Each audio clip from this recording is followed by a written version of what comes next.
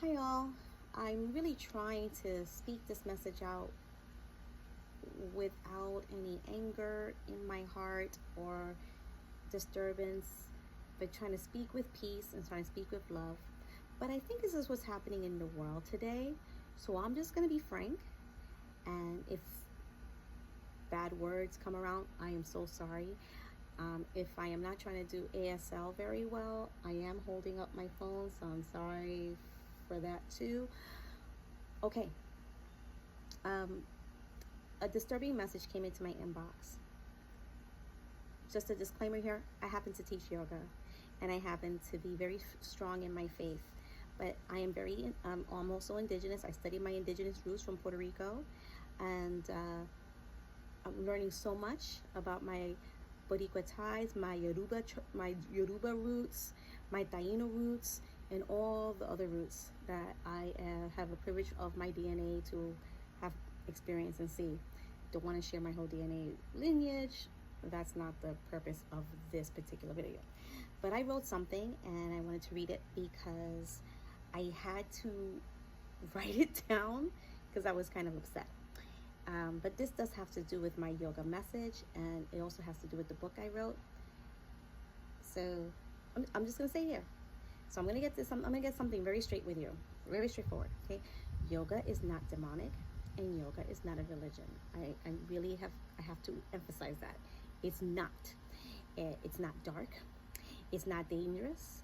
It's a sacred tradition born of breath, stillness, ethics, and deep inner work. Okay, a tradition carried by brown and indigenous bodies for generations. But when you learn yoga through a culturally appropriated lens and then turn it around and call it evil, you're not just misinformed.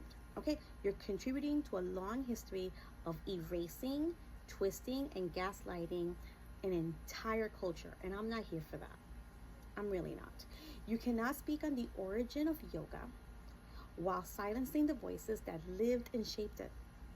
You can't come and call me and tell me that it's harmful while refusing to learn from those who hold wisdom, from those who hold the truth, and from the actual indigenous themselves. That is how the system gets built, okay? They erase native stories, indigenous truths, and spiritual legacies. And I am so done with it. I am so tired of the genocide, whether it is from education purposes, cultural cleansing. I'm tired of it. I really am. And I think the whole world is tired of seeing it too.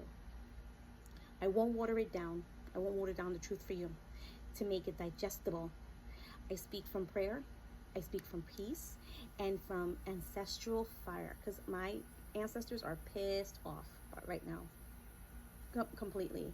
You coming attacking what I do because you don't understand it. What I teach because you don't understand it. That's like telling me I didn't pray over my son too much, or my faith must be so small because my son is deaf and that's why I had to learn sign language. Give me a break. I have enough of being told that. I had enough of my oldest son having seizures and you telling me, or anyone telling me, oh, just pray it away. I have enough of being told that my dairy allergy is because I don't have faith enough. Enough of it. I'm like over it. Okay? So we need to stop this cycle, and not just online, but also in the studios and churches and classrooms and in the hearts, specifically in the hearts. Okay? So cultural appropriation isn't just a misunderstanding. It's a theft. A big one. You're stealing identities. You're stealing understanding. And you're disguising it as enlightenment, when in reality it's just appropriation, and I'm going to call it out. And that's just for this topic. And I hope I don't have to hear this again or say this again. And don't get me understand, there's a difference between appreciation and appropriation. But it is definitely an appropriation if you're going to come and tell me that the practices that I teach, the love that I have for others, is demonic. Not happening here. Okay, so I hope this is clear. I love you all.